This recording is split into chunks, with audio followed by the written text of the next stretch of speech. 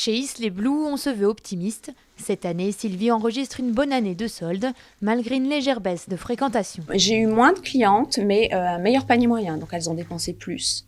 Voilà, ce qui a quand même limité la casse et qui m'a permis justement cette marge plus élevée cette année. Plus 13% qu'en 2021, alors qu'à l'époque, elle avait déjà enregistré 50% de marge supplémentaire.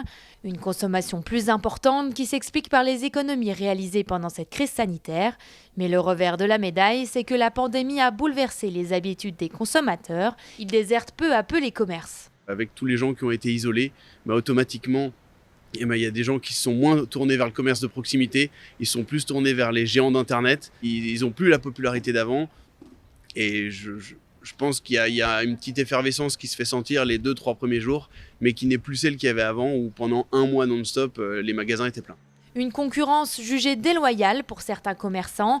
Black Friday, prix cassés quasi toute l'année. Pour ce gérant, les mastodontes d'Internet tuent à petit feu les commerces de proximité. Ils ont besoin absolument de faire du chiffre et d'écouler de la marchandise puisqu'on fabrique de plus en plus.